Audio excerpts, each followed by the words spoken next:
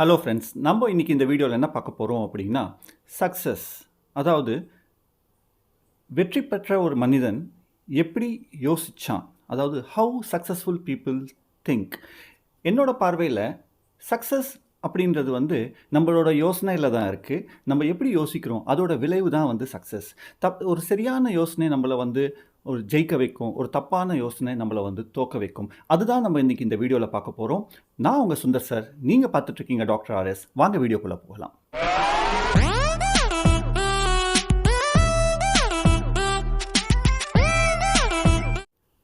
So நான் சொன்ன மாதிரி ஒரு சக்ஸஸ் அப்படின்றது, ஒரு வெற்றி அப்படின்றது நம்மளை எப்படி நம்ம யோசிக்கிறோம் அப்படின்றத பொறுத்து தான் இருக்குது. அதாவது success is depending on how you think.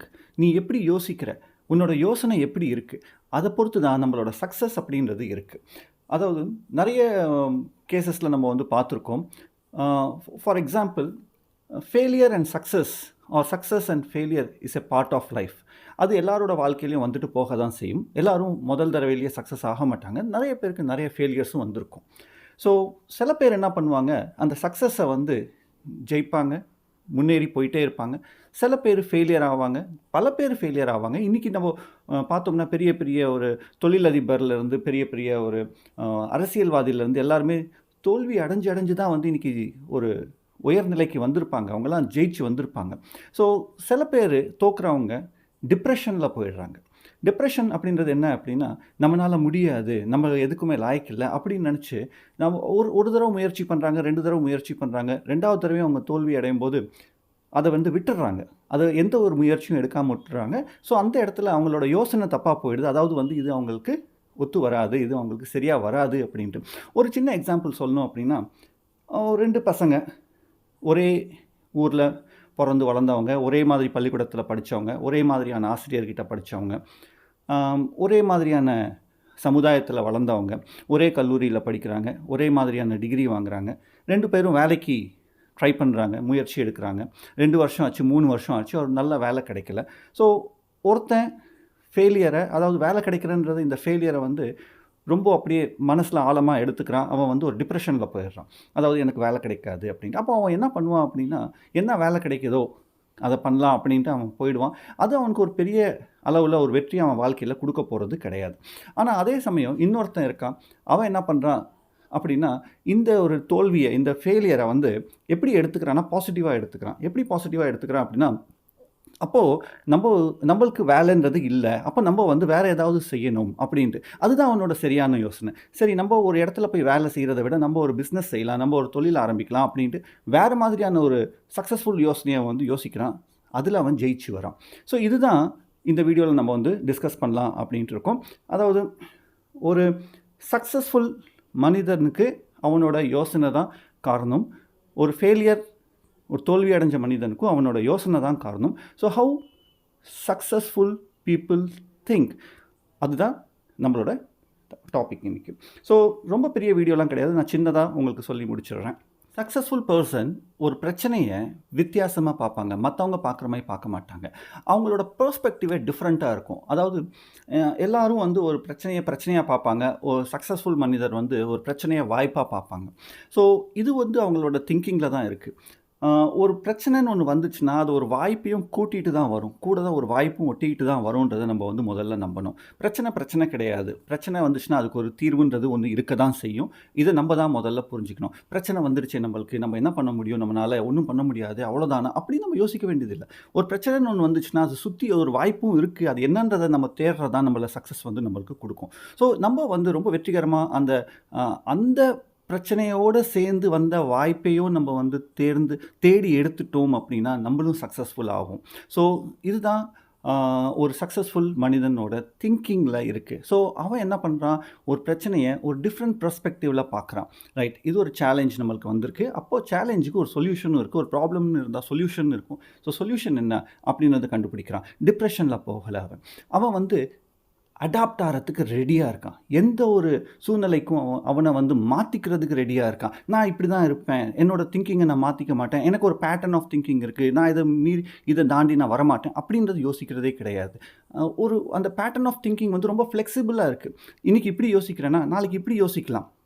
இன்னைக்கு நம்மளுக்கு அ ஸ் ஒரு தீர்வு வந்து இந்த பிரச்சனைக்கு உள்ளான தீர்வு வந்து அடுத்த ஒரு பிரச்சனைக்கும் வரும்ன்றது அவசியம் கிடையாது. 20 வருஷம் முன்னாடி இருந்த ஒரு பிரச்சனையோ, அதுக்குள்ளான ஒரு தீர்வோ வந்து இன்னைக்கு அது வந்து நடவடிக்கைக்கு வரும்னா அவசியமே கிடையாது. ஒரு 40 வருஷம் முன்னாடி இருந்தது வந்து ஒரு 20 வருஷம் முன்னாடிக்கு ஒரு தீர்வா இருக்காது. மக்கள் மாறுறாங்க. டெக்னாலஜி மாறுது. சூழ்நிலை மாறுது. லைஃப் ஸ்டைல் மாறுது. ஸோ அதுக்கேத்த மாதிரி நம்மளோட பிரச்சனைகளும் மாறும். அப்போ அதுக்குள்ளான சொல்யூஷனும் மாற தான் செய்யும்.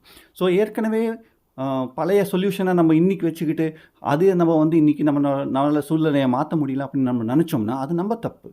ஸோ இன்னைக்கு இருக்கிற பிரச்சனைக்கு நம்ம ஒரு புதுசான ஒரு சொல்யூஷனை தான் கண்டுபிடிக்கணுமே தவிர்த்து, பழைய சொல்யூஷனை வச்சுக்கிட்டு, பழைய தீர்வை வச்சுக்கிட்டு நம்ம ஒண்ணும் பண்ண முடியாது. ஸோ ஒரு சக்சஸ்ஃபுல் பெர்சன்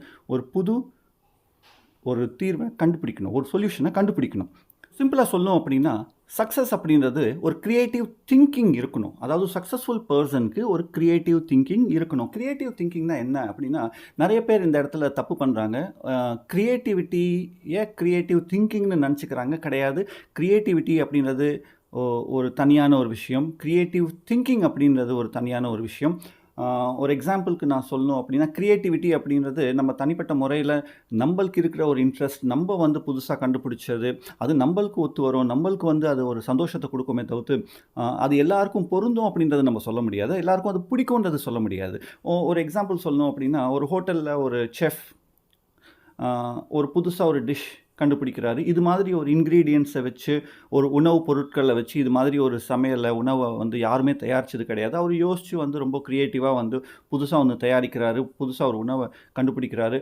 இது மாதிரி இதுக்கு முன்னாடி உலகத்துல யாருமே இது மாதிரி பண்ணது கிடையாது. ஆனா அப்படிப்பட்ட ஒரு உணவு பொருட்கள வச்சு அவர் வந்து புதுசா ஒண்ணு தயாரிக்கிறாரு அப்படின்னா, அது ஒரு கிரியேட்டிவிட்டி.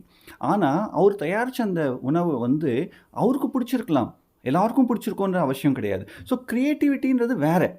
கிரியேட்டிவிட்டின்றது வேற. இது வந்து ஒரு பிரச்சனைக்கு ஒரு சொல்யூஷன குடுக்கல இது. ஸோ கிரியேட்டிவ் திங்கிங் அப்படின்றது வந்து, இது மாதிரி எந்த ஒரு கிரியேட்டிவிட்டியும் அதில இருக்கணும்னு அவசியம் கிடையாது. Out of box thinking. கொஞ்சம் நம்ம வந்து மாத்தி யோசிக்கிறோம். ஒரு எக்ஸாம்பிள் நம்ம சொல்றோம். ஒரு பீம் இருக்கு, ஒரு தூண் இருக்கு, ஒரு ஆணி அடிக்கிறோம். நம்ம ஆணி உள்ள இறங்க மாட்டேங்குது அப்படின்னா, நம்ம ஏற்கனவே முன்கூட்டியே நம்ம ஒரு எக்ஸ்பெக்டேஷன்ல இருக்கோம் நம்ம உள்ள. மைண்ட்ல வச்சுட்ருக்கோம். ஒரு எக்ஸ்பெக்டேஷன் இந்த இடத்துல அந்த ஆணி அடிக்கணும், இறங்கணுன்ட்டு. அந்த தூண்ல உள்ள கம்பி இருக்கலாம். அந்த கம்பி இருக்கிற இடத்துல ஆணி இறங்காது. நம்ம கொஞ்சம் மாத்தி யோசிக்கலாம். கொஞ்சம் வேற மாரி அடிச்சு பார்க்கலாம். கொஞ்சம் நகர்த்தி அடிச்சு பார்க்கலாம். அந்த ஆணி இறங்க தான் போகுது அந்த இடத்துல. ஸோ கொஞ்சம் மாத்தி யோசிக்கிறது, அந்த சூழ்நிலைக்கு ஏத்த மாதிரி நம்மள மாத்திக்கிறது, ஃப்ளெக்சிபிளா வச்சிருக்கிறது, ஒரு ஒரு பிரச்சனைக்கு வந்து பொதுவான ஒரு சொல்யூஷன தீர்வ குடுக்குறது தான் கிரியேட்டிவ் திங்கிங். ஒரு சின்ன உதாரணம் சொல்லணும் அப்படின்னா, நம்போ ட்ராவல் பண்றோம். பெரிய பெரிய பேக் தூக்கிட்டு போறோம். பெரிய பெரிய பெட்டி தூக்கிட்டு போறோம். அப்போ ரொம்ப வெயிட்டா இருக்கும். கொஞ்சம் தூரம் நடக்கலாம் தூக்கிட்டு. அப்புறம் தூக்கி தோள்ல வச்சுப்பாங்க, தலையில வச்சுப்பாங்க. ரொம்ப கஷ்டப்பட்டுட்டு இருந்தாங்க. ரைட்? இந்த இடத்துல இது ஒரு பிரச்சனை. ட்ராவல் பண்ற எல்லாருக்குமே இது ஒரு பிரச்சனை. என்ன பண்ணாங்க? ஒரு சின்ன ஒரு சொல்யூஷன கண்டுபிடிச்சாரு ஒருத்தரு. வெயிட்டுன்னு ஒண்ணு இருக்கு. வீலுன்னு ஒண்ணு சக்கரம்னு ஒண்ணு இருக்கு. அந்த சக்கரத்த அந்த பெட்டியில மாட்டிட்டோம்னா, தூக்கிட்டு போகாம இழுத்துட்டு போறது ரொம்ப சுலபமா இருக்குமே அப்படின்னு சொல்லிட்டு, ஒரு பிரச்சனைக்கு ஒரு சொல்யூஷன குடுத்தாரு. மாட்டுனாரு.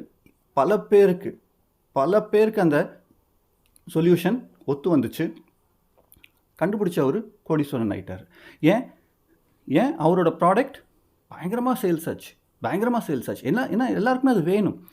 ஸ்கூல்ல சின்ன சின்ன குழந்தைங்களுக்கு நம்மளே சொல்லியிருப்போம். ஒரு சின்ன குழந்தை, ஒரு 5 வயசு குழந்தை 5 கிலோ சுமந்துட்டு போகுது அப்படின்ட்டு. அந்த ஸ்கூல் பேக்குக்கு எல்லாம் பேச தான் செஞ்சோமே தவிர்த்து யாராவது சொல்யூஷன் கண்டுபிடிச்சோமா? சில பேர் பண்ணாங்க. ஸ்கூல் பேக்லேயும் அந்த சக்கரத்தை வச்சு இழுத்துட்டு போகிற மாதிரி வச்சாங்க. எல்லாரும் பார்க்க சிரிக்க தான் செஞ்சாங்க. ஆனால் என்ன ஆச்சு? அதென்ன சொல்யூஷன்? குழந்தைங்களுக்கு ஒரு சௌரியமா, ஒரு சுலபமா அந்த பைய எடுத்துகிட்டு போகிற மாதிரி ஒரு சொல்யூஷன் கொடுத்தாச்சுல்ல. இப்போது இந்த லாக்டவுன் பீரியடில் பாருங்கள், ஒரு பெரிய பிரச்சனை வந்துச்சு எல்லாருக்கும். ரைட்? அப்போது இந்த ஜொமேட்டோ, ஸ்விக்கி இது மாதிரி இருக்கிற ஃபுட்டு டெலிவரி அந்த கம்பெனிஸ்லாம் வந்து எல்லாரும் சிரிச்சாங்க. ஒரு ஹோட்டல்லேருந்து ஒரு உணவு வாங்குறதுக்கு இப்படி ஒரு கம்பெனி வேணுமா? ஒரு டெலிவரி பாய் வேணுமா? அப்படின்ட்டு. ஆனால் இப்படி ஒரு பேண்டமிக்னு ஒரு சிச்சுவேஷன் வந்து லாக்டவுன்னு வந்து யாரும் வெளியில் போக முடியலன்னு வரும்போது, இந்த ஜொமேட்டோ, ஸ்விக்கி தான் வந்து எல்லாருக்குமே உதவுச்சு. ஸோ ஒரு பிரச்சனைக்கு ஒரு சொல்யூஷன், எல்லாரோட பிரச்சனையும் அது வந்து தீர்த்து வைக்குது அப்படின்னா அதுதான் கிரியேட்டிவ் திங்கிங். ஸோ நல்லா தெரிஞ்சுக்கோங்க, கிரியேட்டிவிட்டி அப்படின்றது வேற, கிரியேட்டிவ் திங்கிங் அப்படின்றது வேற. கிரியேட்டிவிட்டி அப்படின்றது வந்து எல்லாருக்கும் பொருந்தும்னு அவசியம் கிடையாது. நம்மளோட ஆசையை நம்ம வந்து பூர்த்தி செஞ்சுருக்கோம், அவ்வளோதான். ஆனால் கிரியேட்டிவ் திங்கிங் வந்து ரொம்ப அதுக்கு ஒரு ஸ்பெசிஃபிக்கான நாலேஜ்லாம் தேவையில்லை. ஒரு ஒரு சொல்யூஷன் பொதுவாக எல்லாருக்கும் பொருந்துற மாதிரி நம்ம கொடுத்துருக்குறோம். அதுதான் கிரியேட்டிவ் திங்கிங். ஸோ சக்ஸஸ்ஃபுல் பீப்புளுக்கு கிரியேட்டிவ் திங்கிங் இருக்கணும். கிரியேட்டிவ் திங்கிங் இருக்கணும். எப்படி நம்ம ஒரு விஷயத்தை வித்தியாசமாக செய்கிறது அப்படின்றது. ஸோ அவ்வளோதான் ஃப்ரெண்ட்ஸ். இதுதான் ஒரு சக்ஸஸ்ஃபுல் பர்சனுக்கு இருக்கக்கூடிய ஒரு secret. How successful people think அப்படின்னா, successful people think in a creative manner. அந்த கிரியேட்டிவ் மேனர் அப்படின்றது என்ன அப்படின்னா, ஒரு பொதுவான ஒரு பிரச்சனைக்கு சமுதாயத்துக்கு ஏற்ற மாதிரி, அந்த சூழ்நிலைக்கு ஏற்ற மாதிரி நம்மளை மாற்றிக்கிட்டு, நம்ம வந்து ரிஜிடாக ஒரே மாதிரி இல்லாமல் நம்மளை வந்து அந்த சூழ்நிலைக்கு ஏற்ற மாதிரி மாற்றிக்கிட்டு, அந்த சூழ்நிலைக்கு பொருந்துற மாதிரி நம்ம ஒரு காரியம் பண்ணுறோம் பார்த்தீங்களா, ஒரு விஷயம் பண்ணுறோம் பார்த்தீங்களா, ஒரு பிரச்சனைக்கு ஒரு சொல்யூஷனை கொடுக்குறோம் பார்த்தீங்களா, அதுதான் கிரியேட்டிவ் திங்கிங் அப்படின்றது. ஸோ அவ்வளோதான் ஃப்ரெண்ட்ஸ். ஒரு கிரியேட்டிவ் திங்கிங் நம்மக்கிட்ட இருந்து நம்ம சக்ஸஸ்ஃபுல் ஆனோம்னா 3 விஷயம் நம்மளுக்கு வந்து கிடைக்கும். அந்த 3 விஷயம் என்ன அப்படின்னா, health, wealth and happiness. Health, உடல் ஆரோக்கியம், சந்தோஷமாக இருப்போம்.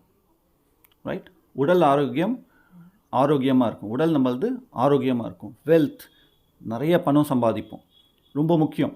நம்ம சக்ஸஸ்ஃபுல்லாக ஆகிறது வந்து ஒரு பணத்தாலையும் நம்ம வந்து மதிப்பிடலாம். ஸோ ஒரு சக்ஸஸ்ஃபுல் பர்சன் நல்ல வெல்தியாக இருப்பான். ஹாப்பினஸ் ரொம்ப முக்கியமானது. இந்த 3 விஷயத்துலையும் ரொம்ப முக்கியமானது வந்து ஹாப்பினஸ். சந்தோஷமாக இருக்குமா, நம்ம செய்கிறது வந்து எல்லாருக்கும் பிடிச்சிருக்கு, நம்மளை வந்து 4 பேர் மதிக்கிறாங்க, நம்மளுக்கு ஒரு மன திருப்தி இருக்குது, அதுதான் நம்மளோட ஹாப்பினஸ். ஸோ நம்ம ஃபெயிலியர் ஆகிட்டோம், நம்மனால வந்து யாருக்கும் பிரயோஜனம் கிடையாது அப்படின்னு இருந்தால் அது டிப்ரெஷன். அப்படி இல்லாமல் சக்ஸஸ்ஃபுல் ஆனதுனால நம்ம காசு சம்பாதிக்கிறதுனால நம்ம சந்தோஷப்பட மாட்டோம். ஆனால் நம்மனால ஒரு 4 பேருக்கு பிரயோஜனமாக இருக்கும் நம்ம அப்படின்னா கண்டிப்பாக நம்ம வந்து ரொம்ப சந்தோஷப்படுவோம். So health, wealth and happiness. So be successful, be a creative thinker, be successful. All the best. Thank you friends. நான் உங்கள் சுந்தர் சார். நீங்கள் பார்த்துட்ருக்கீங்க டாக்டர் ஆர்எஸ். Stay tuned.